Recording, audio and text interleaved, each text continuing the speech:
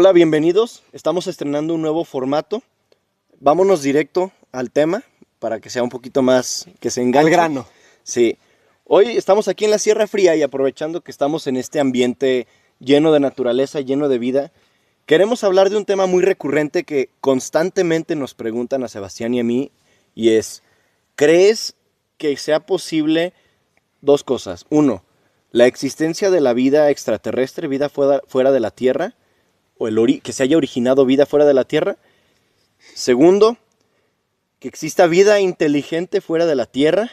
Y tercero, que podamos hacer contacto o ya hayamos hecho contacto con ellos. Vamos a estar mencionando muchas cosas. Algunos argumentos son de información que hemos aprendido nosotros, pero la gran mayoría vienen de un libro que se llama algo parecido, no recuerdo el nombre, a ¿Por qué no existen extraterrestres en la Tierra?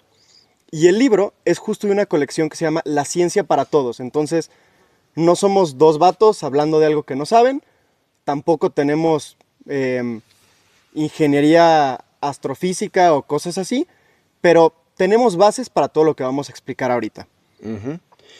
Entonces, bueno, el tema lo queremos estructurar en diferentes secciones o subsecciones.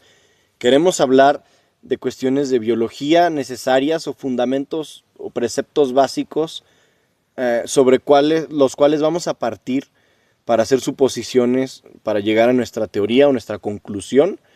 Entonces, preceptos biológicos, vamos a involucrar mucha astrofísica, cuestiones de evolución y no sé si me falta alguna otra cosa. Un poco de estadística del tema de juego de probabilidades. Probabilidades, sí. ¿Quieres empezar con eso, explicando lo que me comentabas hace rato del juego de dados? Claro, con todo gusto. Pues mucha gente dice, ay, es que el universo es muy grande. Claramente hay vida extraterrestre y claramente han venido aquí. Y por un lado, se entiende... Muy grande, vamos a ponerle números. Trillones, o sea, estamos hablando de millones de billones. Se dice que hay más estrellas en el universo que granos de arena en todas las playas de la Tierra. Entonces, eso es muy grande. Sí, continúa. Es increíblemente grande, al punto al que mucha gente lo considera infinito, ¿no? Entonces puedes decir, si es tan grande, por pura probabilidad, en algún punto podría haberse generado la vida. Y pensando desde esa forma, digo, tiene sentido.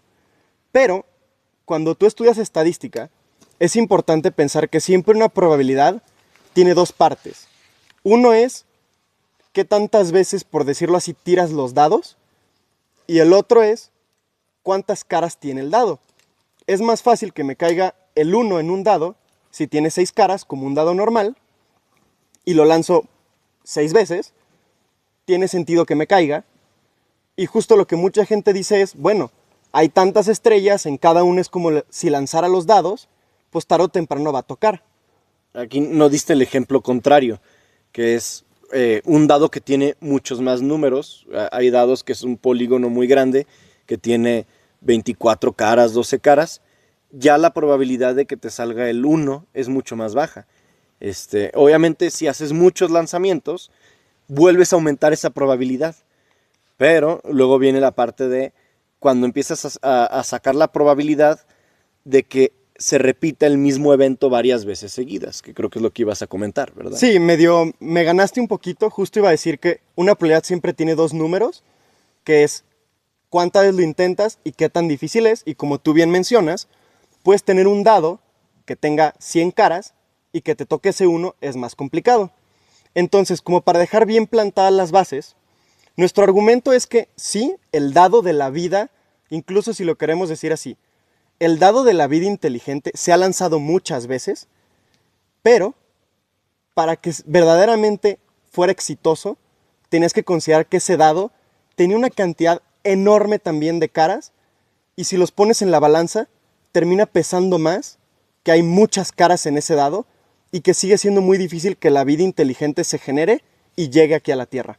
Incluso agregar no solo que es un dado con muchas caras, sino que para que se dé la vida, tiene que ocurrir que se repitan una secuencia de eventos de lanzamiento de dados. ¿A qué me refiero?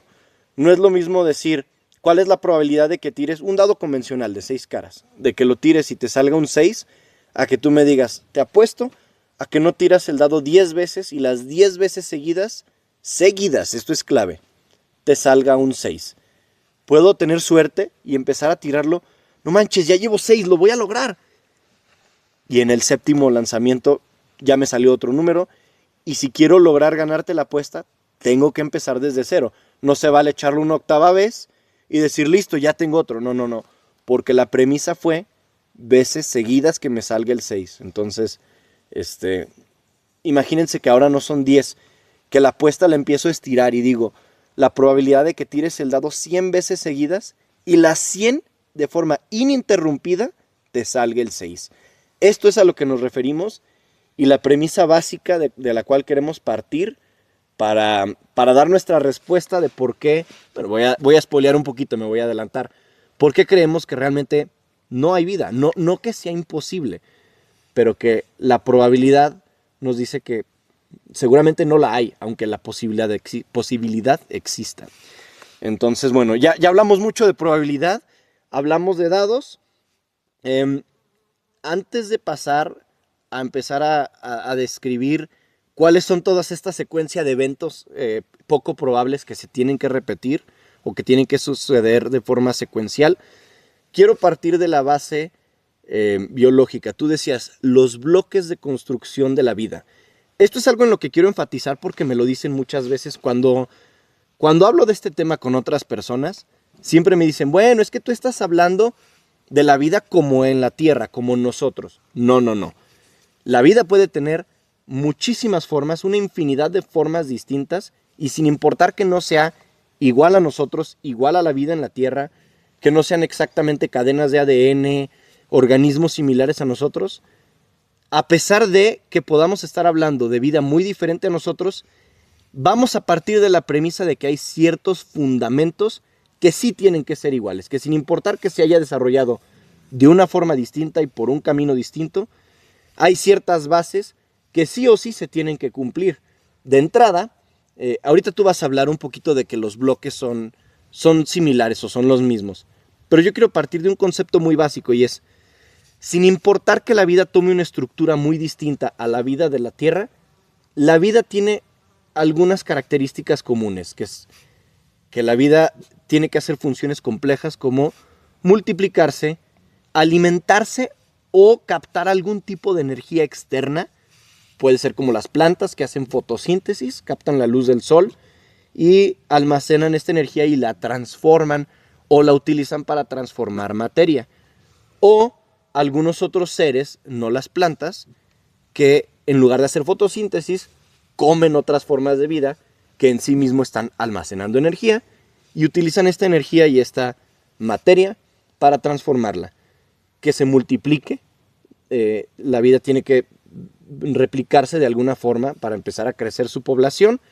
Entonces, bueno, en cierta forma todas estas son funciones complejas y aunque la hagan de formas distintas, las funciones per se tienen que estar presentes para que lo consideremos como que existe vida extraterrestre. ¿Tú querías agregar algo? Sí, justo respecto a lo que dices de que son complejos y todo, creo que la forma más sencilla de decirlo es que la vida tiene que ser algo que es un agente de su ambiente, que puede interactuar y cambiar su ambiente.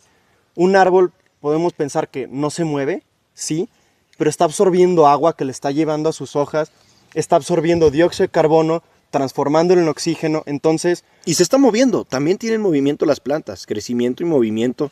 Dentro de la propia planta hay movimiento de materia, hay intercambio de nutrientes y otras cosas. Entonces, pues pasando este punto justo, el tema es que para que la vida pueda generar cosas complejas o tener mecanismos complejos, los propios bloquecitos, los legos con los que formas la vida, también tienen que poder ser complejos.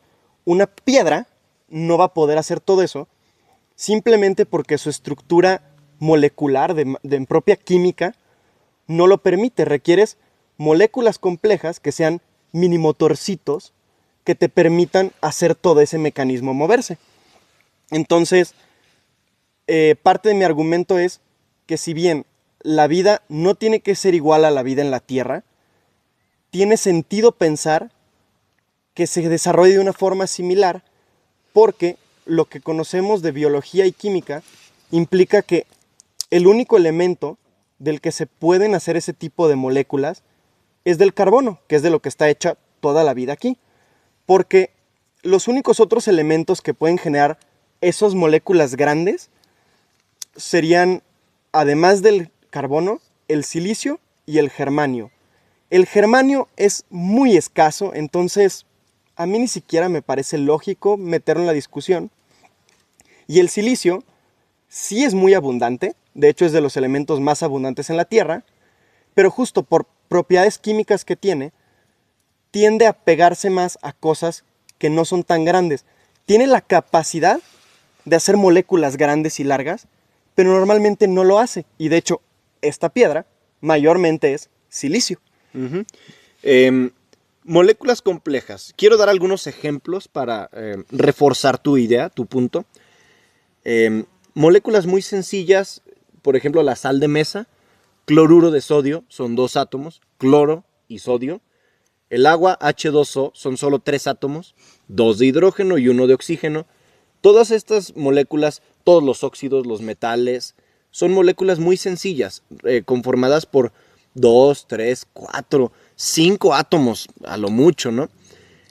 Pero con la química orgánica, la química del carbono, 4 átomos es lo mínimo. El metano, un carbono, 4 hidrógenos, son 5. Y de ahí para arriba, una cadena de ADN es una sola molécula. Una sola molécula que tiene millones de átomos, muchísimos. Ni siquiera podemos alcanzar a describir cuántos, ¿cómo se le llaman a la timina, adenina? Bases nitrogenadas. Cuántas bases nitrogenadas tiene, gracias, cada cadena.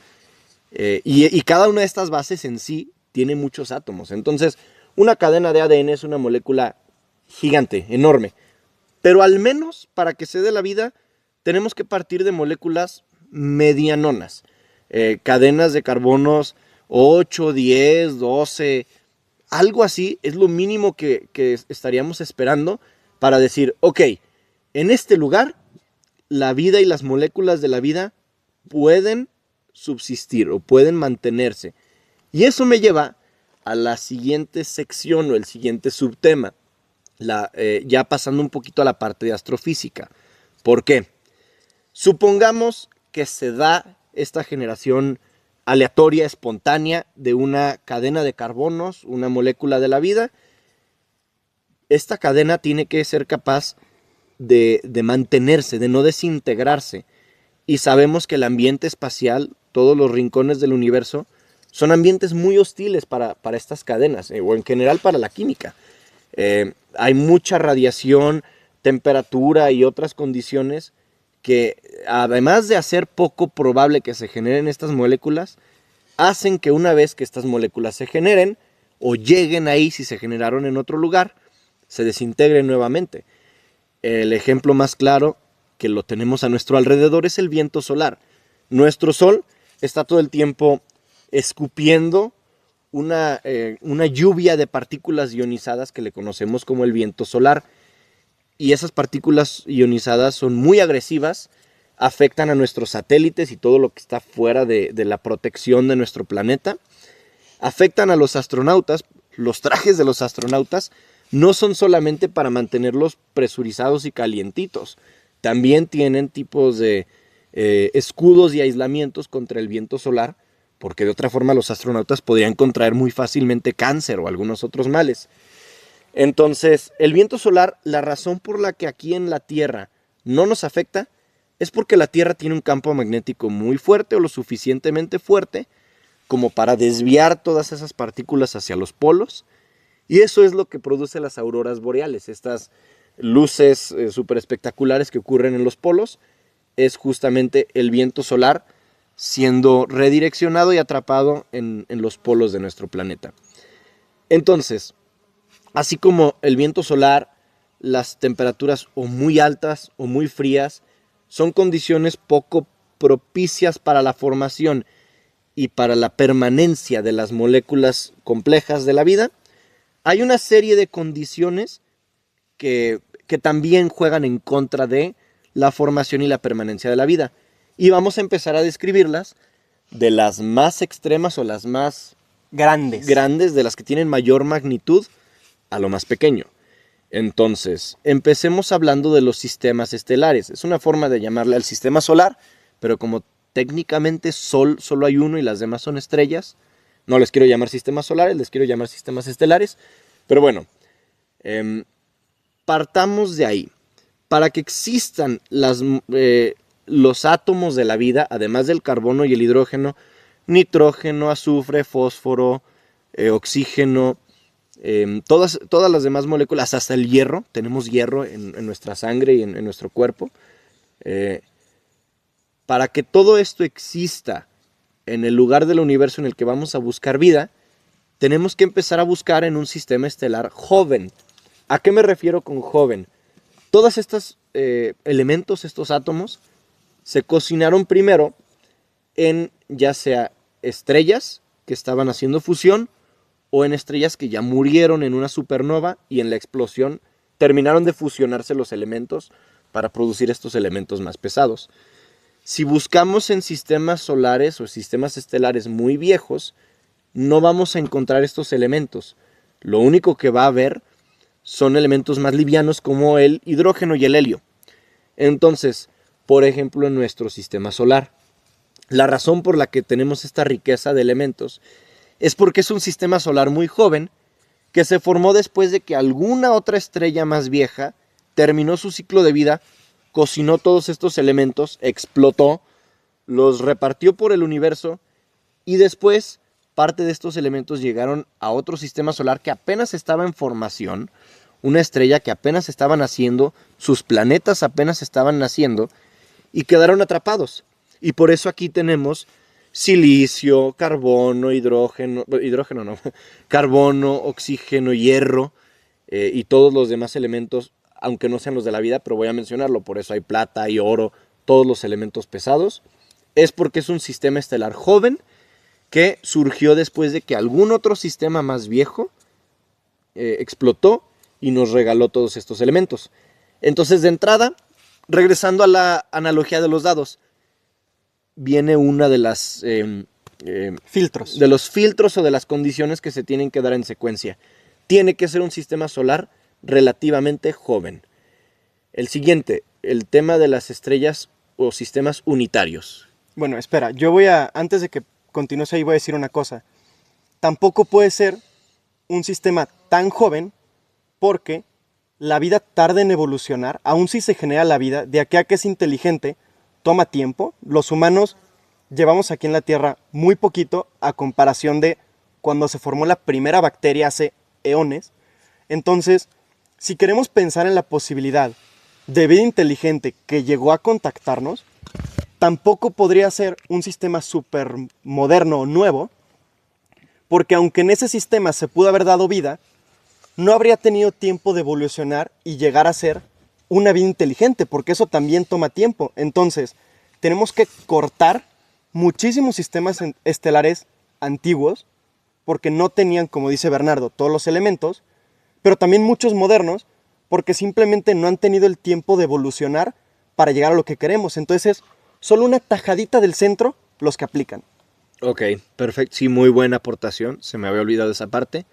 Ahora, no sé si quieras también entrar tú mismo a mencionar o explicar la parte de los sistemas unitarios, binarios, y todo esto. Claro, sin problema. El tema principal es que todos creemos que un sistema tienes una estrella como el Sol y planetitas que lo están orbitando. Pero en realidad eso es relativamente poco común.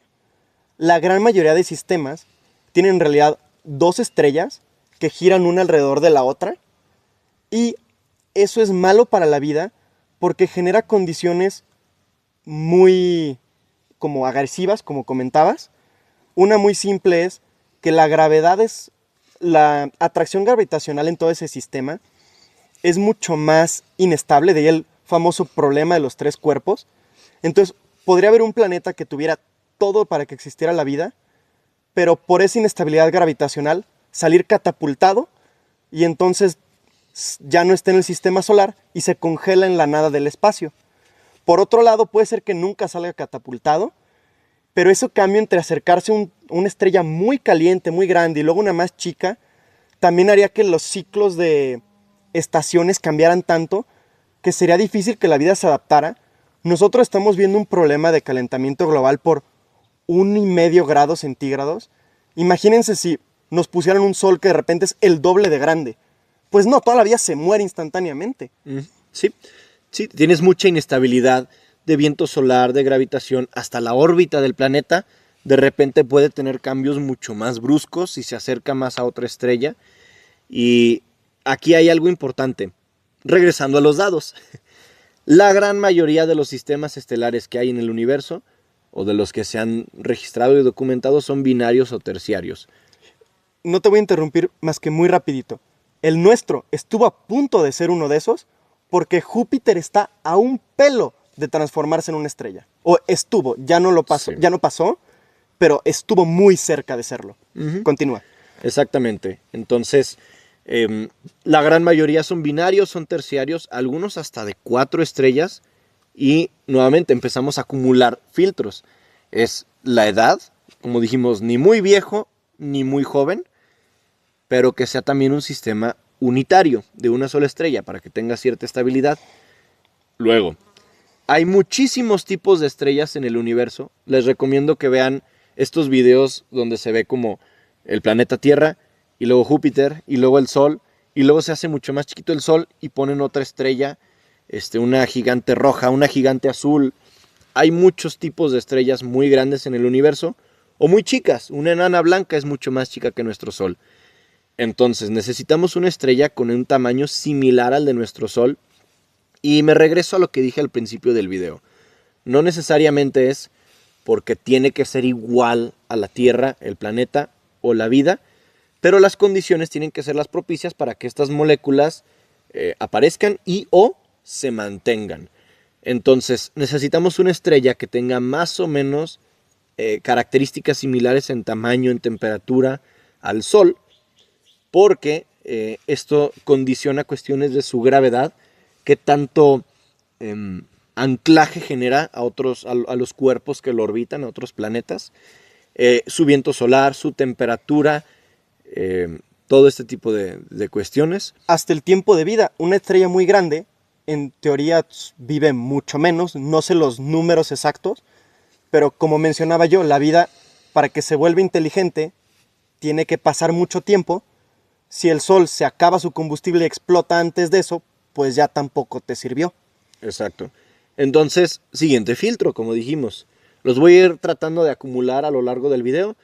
En algún punto a lo mejor los dejaré de decir para que no se vuelva repetitivo, pero es edad, que sea unitario, que sea una estrella de características y tamaño similar al Sol. Después, ya se cumplieron estas 3. Ahora estamos hablando de que tenga planetas. No todos los sistemas estelares que se conocen se ha documentado que tengan planetas. De hecho, se conocen muchísimos menos exoplanetas que estrellas.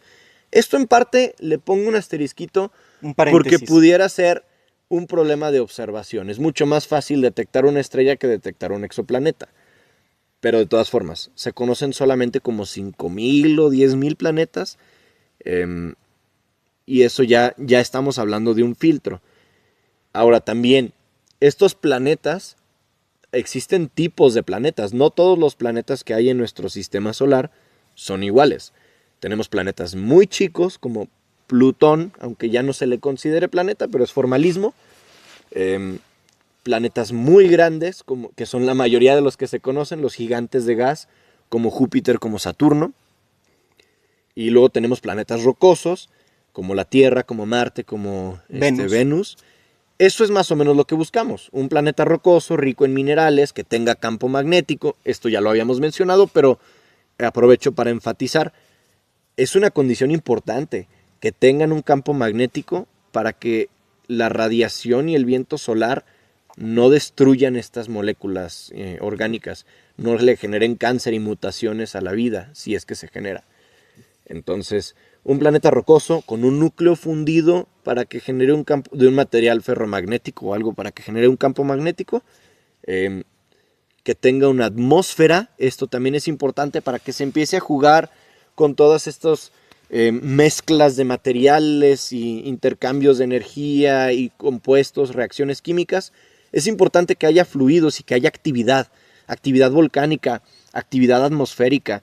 Entonces, idealmente tendría que ser un planeta que tenga una atmósfera y no una atmósfera muy tenue, una atmósfera con cierto grado de presión, con cierto grado de riqueza de elementos, que sea también que tenga agua o algunos otros líquidos en su superficie. A lo mejor puede no ser agua, pero puede que tenga metano líquido o alguna otra líquido que produzca estaciones, que produzca ríos, que produzca movimientos, intercambios salvajes y energéticos. Que tenga una inclinación el planeta. Las estaciones del año se producen porque el eje de rotación de nuestro planeta está inclinado. Y esto también, el tema de las estaciones, no es que sea absolutamente necesario, pero es una gran ayuda para que justo existan ciclos en la naturaleza de este ambiente y que los materiales tengan ciertos movimientos, la energía se redistribuya cada tanto. Algo que también me tengo que regresar poquito, que el planeta esté en la zona habitable de su estrella. No sé si es lo que querías mencionar. No, pero ya que lo mencionaste lo digo rápido. En realidad para mí el tema de que esté en la zona habitable son dos cosas similares, o bueno, que entran en esa parte, pero que son distintos. Una es tal cual a qué distancia está del Sol. Si estás muy cerca, pues todo se va a quemar. Si estás muy lejos, todo se va a congelar. Eso es lo que la mayoría de la gente habla con la zona habitable. Pero hay otra cosa que para mí es muy importante, que es que el tipo de órbita sea habitable. Así como yo mencionaba que si tienes dos estrellas, de repente puedes quedar muy lejos o muy cerca, también las órbitas de un planeta son óvalos, no círculos. Si ese óvalo está muy alargado, vas a tener momentos donde estás muy cerca de la estrella y luego muy lejos, y entonces igual te vas a estar quemando, congelando, y eso no va a permitir que la vida pueda mantenerse mucho tiempo, la vas a estar matando todo el tiempo. Sí. Por poner ejemplos, Mercurio está tan cerca de nuestro Sol que en su superficie el plomo se funde a temperatura ambiente. Entonces, todo esto para moléculas, cadenas largas de moléculas de carbono, no es nada útil. Sabemos que pueden existir descomposiciones, incineraciones espontáneas, otro tipo de reacciones. Y pues también es importante en la vida, si bien que exista compuestos líquidos para que exista flujo, también es importante que haya solidez, que se puedan dar cadenas que generen compuestos sólidos. Entonces, por eso también comparamos mucho la zona habitable y las condiciones a las de la Tierra. La gran mayoría de los compuestos y elementos, a ciertas temperaturas o distancias de su estrella, van a estar congeladas. Aunque algunos van a seguir siendo líquidos, va a llegar un punto en el que la gran mayoría van a estar congeladas si estás lo suficientemente lejos. O si estás lo suficientemente cerca, la gran mayoría van a estar líquidos y no va a haber nada sólido o prácticamente nada sólido, solo diamantes o algunos cristales muy con ciertos puntos de fusión muy altos.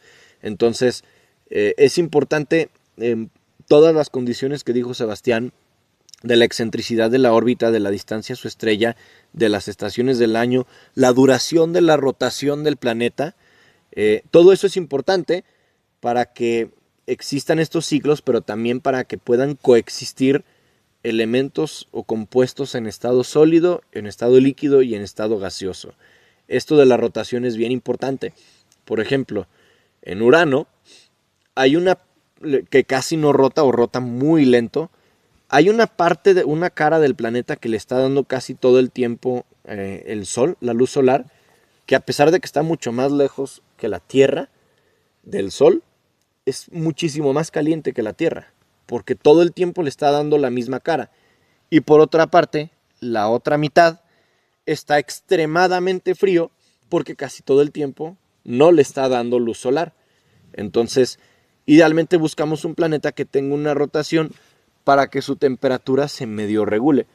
Fíjense cómo son los cambios de temperatura en día y noche en la Tierra. Estamos hablando de cambios de 20, 30 grados, 40 lo mucho, ¿no? Son cambios muy pequeños. Imagínense un planeta que del día a la noche esté cambiando 200 grados la temperatura, lo cual no es descabellado en el espacio. No, para nada. Entonces, bueno, esa es la siguiente gran dificultad. Y una cosa que quiero mencionar es, medio nos empezamos a ir con la corriente en estos últimos puntos, pero la mayoría de los filtros que estuvimos mencionando de hace 5 minutos para acá son también filtros que, como decía hace rato, dependen de no estar en ningún extremo. Una atmósfera es importante. Un país, un planeta como Marte tiene atmósfera, pero es muy chica, que no ayuda. Por otro lado tienes Venus, sí tiene atmósfera, pero es una atmósfera con una presión altísima, creo que son 90 veces la de la Tierra, y tampoco ayuda. Muchas de las cosas que mencionamos requieren estar en el sweet spot, en el punto así clave, donde no quieres ni un extremo ni el otro, quieres específico. La zona habitable es no estar ni muy lejos ni muy cerca. La presión de tu atmósfera ni muy alta ni muy baja. La velocidad de rotación ni muy alta ni muy baja. Todo uno tras otro son cosas que son marcadísimas. Tiene que ser muy específico para que verdaderamente la vida pueda sobrevivir. Ok. Y bueno, creo que ya no nos falta mucho. Creo que estamos casi ya cerrando. Mencionamos todas las condiciones ya con un planeta rocoso. Bueno, tuvimos una pequeña pausa, una dificultad técnica, revisamos algo de la cámara, pero ya estamos de vuelta. Creo que nos estamos alargando un poco, ya llevamos aproximadamente media hora hablando del tema. Creo que hay un último filtro que mencionar antes de saltar a conclusiones. Bueno, vamos a suponer que existe un planeta donde puede albergar la vida. Creo que también es importante considerar que no solo porque se genere vida implica luego decir hay extraterrestres aquí en la Tierra. Nosotros somos inteligentes y no hemos podido salir de aquí.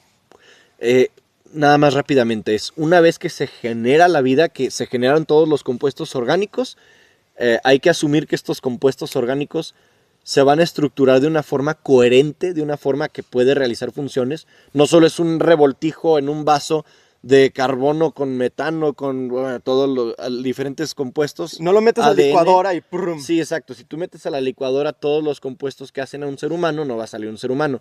Pero bueno, o una bacteria. Supongamos que se da la bacteria, es ahora que se generen, que evolucione para ser organismos pluricelulares, para que empiecen a hacer estructuras más complejas. Y ahora sí, es lo que estabas comentando. Sí, que, ok, se generó la vida tiene que empezar a evolucionar para que poco a poco se transformen en cosas más complejas. No vamos a perder tiempo en explicar la evolución, pero una cosa muy importante también es que para que tenga sentido pensar en vida inteligente, hay un filtro grande que es esperar que se diera la reproducción sexual. ¿Por qué? Porque la reproducción sexual mete variaciones genéticas con cada individuo nuevo, lo cual acelera muchísimo la velocidad de evolución. Puedes evolucionar siendo un ser asexuado, pero es más lento. Y justo como mencionaba el tema de la edad hace rato, si se genera la vida y no se genera la sexualidad, podría llegar a evolucionar a vida inteligente, pero tomaría mucho tiempo porque iría en cámara lenta. Por otro lado, podemos decir, ok, se da la vida sexual, que acelera muchísimo ese proceso, pero el propio hecho de que se genere vida sexual es algo raro, porque tienen que evolucionar dos organismos distintos, un sistema que trabaje en conjunto, lo cual es rarísimo e incluso hoy en día no tiene explicación científica, sigue siendo un misterio. Ok, perfecto. Entonces, con esto cerramos este bloque. La conclusión es la cantidad de diferentes condiciones que se tienen que dar en secuencia. Si no se da una de las anteriores, ya no se dio el todo. Es muy grande, es muy precisa y además es producto, cada una de ellas es producto del azar. Y es por eso que nosotros creemos, como conclusión, que no es imposible que exista vida en otros planetas y que exista vida inteligente en otros planetas, pero ambas son poco probables. Por mucho que sea diferente a nosotros y por mucho que existan trillones de estrellas, creemos que es poco probable. Pasamos al siguiente bloque que es, continúa. Asterisquito final. Especialmente es poco probable que esa vida hubiera llegado aquí a la Tierra. Bueno, sí, ya hablar de ovnis y de que nos los ocultan son teorías conspirativas. Eso sí ya Ya es demasiado. es un disparate. Les decía, quiero pasar a un bloque muy breve que es recomendación de contenido relacionado a este tema. La primer pieza de contenido que quisiera recomendar es una que a mí me gusta mucho. Probablemente muchos ya vieron esta película, que es la de Arrival. ¿Por qué? El primer punto que me gusta de Arrival es que no presenta a los extraterrestres de dos formas que son súper estereotípicas en el cine hollywoodense. Una es que sean seres antropomorfos. Por mucho que el xenomorfo de Alien se vea monstruoso y se vea muy raro, no deja de ser un bípedo con forma medio antropomorfa. Tiene 2 brazos, 2 piernas, tiene una cabeza con dientes y boca. La verdad es que no esperaría que la vida sea así. Me gusta cuando hay algo de contenido que nos muestra algo totalmente fuera de nuestra concepción. Y eso es algo padre de Arrival. Y lo segundo, siempre que pensamos en películas hollywoodenses de vida extraterrestre que llega a visitarnos, es algo como una invasión y que va a empezar una guerra y que nos están espiando.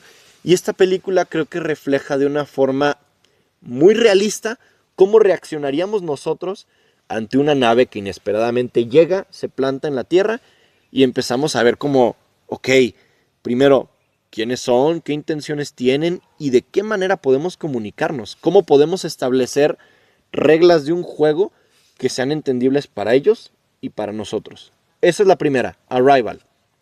La segunda que yo iba a decir es Brave Hail Mary. Es una película que actualmente está en los cines. No sé cuándo se subirá esto, pero sea como fuere, se la recomiendo. Tiene muchas similitudes con Arrival. Y pues no voy a hacer muchos spoilers porque tú no la has visto, pero es algo similar. Y está padre que el personaje principal es justo un biólogo, donde lo que lo hace famoso y por lo que lo buscan a él, es primeros minutos de la película, es porque es un científico que hace investigación sobre por qué la vida puede o no ser como la vida en la Tierra. Ok. La siguiente la voy a mencionar muy rápido. Avatar, la primera película de Avatar. En cierta forma va en contra de lo que dije de la de Arrival, porque la vida se parece mucho a la vida que hay en la Tierra, pero sí es muy interesante el entendimiento de que pueden existir incluso conceptos distintos. En ese sentido es cómo se conecta toda la vida en ese planeta y cómo crean una red similar a la red neuronal que tenemos en nuestro cerebro, pero entre todos los organismos hacen una red gigante. Entonces se me hace muy interesante y además no está presente en un planeta sino en una luna.